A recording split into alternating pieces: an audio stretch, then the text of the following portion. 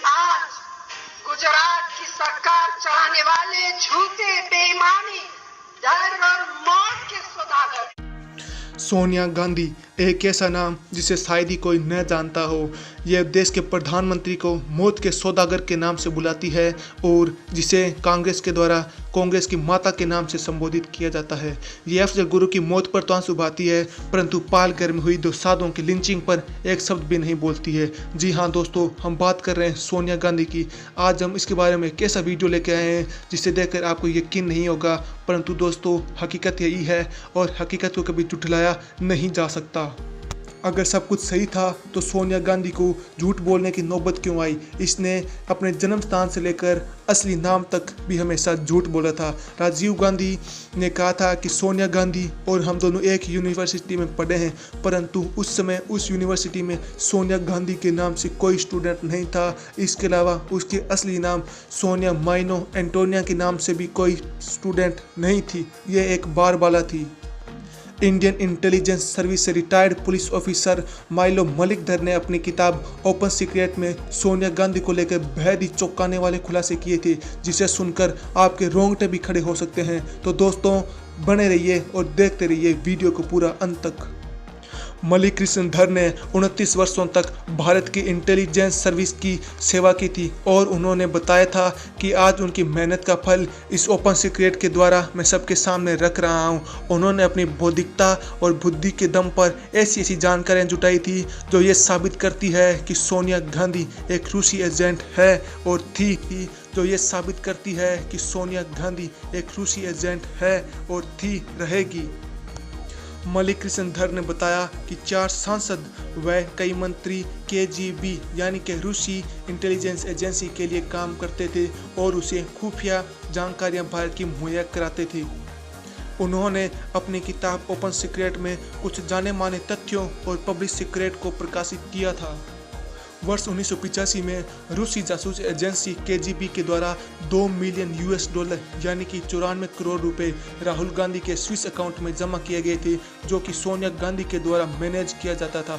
इसके अलावा दोस्तों उस समय स्विस मैगजीन में यह भी दर्शाया गया था और मुख्य रूप से प्रकाशित किया गया था कि भारत सरकार की राजनेता की पत्नी को आखिर क्यों KGB इतनी बड़ी संख्या में अमाउंट ट्रांसफर कर रही है।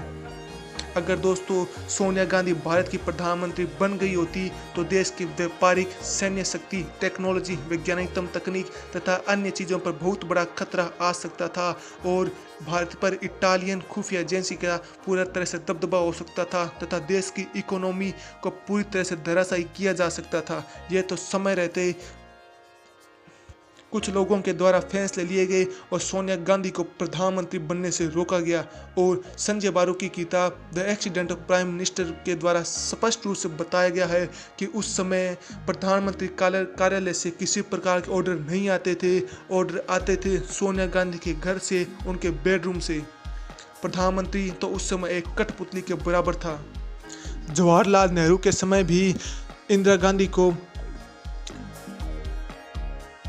KGB के द्वारा बड़ी संख्या में अमाउंट ट्रांसफ़र की जाती थी। इसके बाद राजीव गांधी और सोनिया गांधी को पाकिस्तान की सरकार यानी कि पाकिस्तान के बैंकर के द्वारा बहुत बड़ी संख्या में एक निश्चित अमाउंट ट्रांसफ़र किया जाता था। बैंकर आगा हसन अब्दी, जो कि bank of credit and commerce में कार्यरत था, यह बैंक अबू धाबी के शेख जयद के अवैध धन को वैध करता था। तत्कालीन प्रधानमंत्री लाल बहादुर शास्त्री की मृत्यु भी रूस के ऊपर अंगुली उठाती है। 1965 में ताशकंद के समझौते के जब उन नो वॉर के ऊपर सिग्नेचर कर दिए थे, उसके जस्ट अगले दिन ही प्रधानमंत्री लाल बहादुर शास्त्री की रहस्यमय तरीके से मौत हो गई थी और उस मृत्यु से संबंधित सभी प्रकार के दस्तावेज और सबूतों को हटा दिया गया था। इसके बाद में संजय गांधी को KGB के कहने पर रास्ते से हटाया गया और राजीव गांधी को प्रधानमंत्री बनाया गया। सन 1991 में लिट्टे के द्वारा एक महिला ने राजीव गांधी को भी बम विस्फोट के द्वारा उड़ा दिया गया था। फिर रूसी जासूसी एजेंसियों और बाहरी विदेशी एजेंसियों ने सोनिया गांधी के रास्ते में आने वाली सभी प्रकार की मुसीबतों को हटा दिया था और उसे देश के प्रधानमंत्री के लायक बनाने के लिए सभी प्रकार के रास्तों को क्लियर कर दिया था। दोस्तों कैथोलिक धर्म में रविवार का बहुत बड़ा महत्व होता है, यानी कि संडे को ये एक जश्न के तरीके के रूप में मनाते हैं। और जो भी सोनिया गांधी के सामने आए थे, जैसे राजेश पायलट की मृत्यु भी एक्सीडेंट के द्वारा रविवार को ही हुई थी। जितेंद्र प्रसाद ब्रेन हेमरेज के द्वारा रविवार के दिन ही मारे गए थे। और दोस्तों, माधव राव जो कि प्रधानमंत्री पद के उसमें उम्मीदवार थे कि भी प्लेन क्रैश में मृत्यु हो गई थी। इसके अलावा जो भी सोनिया गांधी के लिए खतरा बना, उसे विदेशी एजेंसियों के द्वारा बहुत ही शानदार तरीके से, बहुत ही गुपचुप तरीके से रास्ते से हटा दिया गया और एक एक्सीडेंट का नाम दे दिया गया था। और सोनिया गांधी ने अपने नाम का इस्तेमाल कर मनमोहन सिंह को प्रधानमंत्री बनाया और अपने बेडरूम से देश की सरकार को चलाती रही और फैसले लेती रही। उम्मीद है दोस्तों आपको ये जानकारी पसंद आई है तो लाइक करें, शेयर करें और सब्सक्राइब करें और इसे आगे से आगे दोस्तों तक पहुंचाएं। धन्यवाद। जय हिंद।